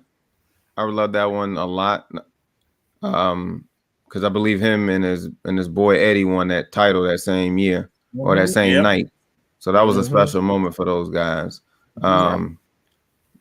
WCW, if I had a favorite, it might have been either Sting or Goldberg, I think at the time. Because I used to play, for all those oldies, the retro Nintendo 64 fans out there, I had that WCW Revenge on deck. You know what I'm saying? I got that shit. I got that shit in my closet right now. Look, boy. Listen, man, I think that was like probably one of my favorites. I'm gonna throw in Kevin Nash in there too, because Kevin Nash is one of my favorites too. Like he had a unique power bomb called the Jackknife. Like it was a different type of power bomb. He just pick you up and just drop you. But it's the fact that how tall he is, and he just drops you. And I want to say another thing too, for as far as some of these young people that don't know, think, Roman Reigns or Edge. No, they don't have the better spirit. It's Goldberg. Goldberg is the king of spears. If you go look, and see how Goldberg spears people, it's a big difference. Yeah. Like you said, you gotta watch him jackhammer the Giant, Big Reese, and a spear and a jackhammer from him. Oh God, King Quest, no, he did. Oh my God, no, he did. Oh yeah, there was a point in time when the No Limit Soldiers was part of WCW. I remember that shit. Yeah. Oh my God, bro. Oh my God. Yeah. That was Jesus. But y'all, hey man, we definitely got to make a wrestling show for you guys, man. Just let us know How y'all, if y'all really want it, man. But let me get this one out the way.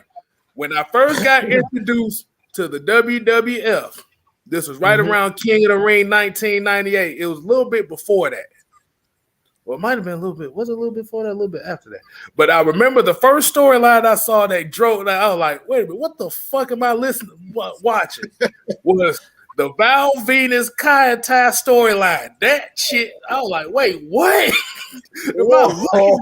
Anything with Val Venus, you already know it's gonna be weird.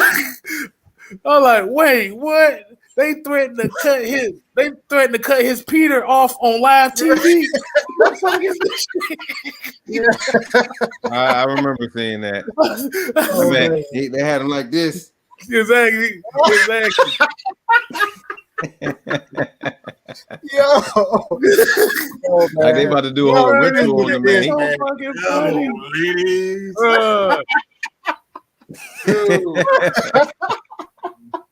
Dude. Hey, man. Oh man. Yeah. Like I said, I'm gonna just leave it like this. My two favorite wrestlers in WCW was Raven and Booker T. My two favorites in WWF, was Kane, and this other one is gonna surprise you, but Goldust. Yeah, Goldust is not a surprise. I love Goldust, man. I love Goldust. But mine obviously has to be Taker. I mean, anybody who know me know I love Taker, but one of my favorites of all time. He's still wrestling now. I'm just saying, man. Like I love the hell out of some goddamn Bray Wyatt, man. That dude is just a damn genius. He is just a freaking. Doesn't matter how many damn different types of personas, a character that he have. This dude just seems to make it. He makes it work. He makes it happen. He recreated himself 3 times already, and all 3 of them were damn good. You know what I'm saying? So him and Taker, those are my two. And far as WCW, man, you got. I mean, how can you not like the Raven? Quote the Raven, bro. Like, come on, Raven. Raven back in the day was the ish, bro. Like Raven, he was the ish, flock man. was it, though. The flock was it. The flock was it. The flock was it, man. The flock was definitely it. Damn, what? Yeah, then they started doing stupid stuff by letting the Disco Inferno join the NWO. Yo, that's whack, bro. Yeah, that's whack. The best click to me in that time frame, I want to say it was probably the Wolfpack. I love the Wolfpack. Yeah, the Wolfpack was good until Disco Inferno became part of the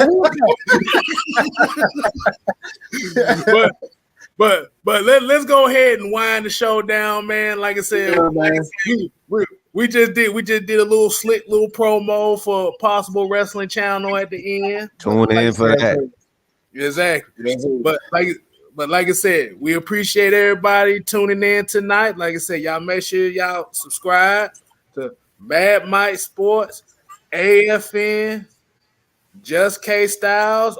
I am on the road to 1,000. I'm now at 739 away from 1,000. We take it one day at a time. I appreciate everybody. And if you're on Twitch, you hit that man right there. Mr. J Rock for life. Got daily gaming for you. That box. Whatever the hell you want. Whatever y'all want. Whatever y'all want to see, I got it. We can try to make it work. Exactly. But at the end of the day, Atlanta Falcon Nation is not just us. It is y'all that watch the show and y'all that leave comments and y'all that interact with us. We appreciate everything. And like I said, y'all give a shout out to Miss Maggie T, who producing this thing from the backstage. Y'all make sure y'all go subscribe to her channel at Miss Maggie T for your luscious change, which is on Wednesdays. Whatever time they come on, just put your notification bell on. You'll see it there. But if you need motivational speaking every morning, you need somebody to talk to, Miss Maggie T channel is where you go to, and especially for your Hawks news as well. So we appreciate everybody here. Mike, what do we tell them? You ain't gotta go home, but you gotta get the hell up out of here. Boots. Peace. And chicken grease. And I'm a no-limit soldier. I thought I told you, no-limit soldier. I thought I told you. I'm gonna leave it like this. One of the worst WWE characters I ever seen was I liked him, but he was terrible. Was Mordecai? Okay, we're gonna end on that note. Whoa. We gotta end now. No. Mordecai, who the hell is that? Hey, one more. I'm sorry, he was terrible, but hiding right. Hiding right was terrible, but I love that hiding right. Hiding right. Oh my God.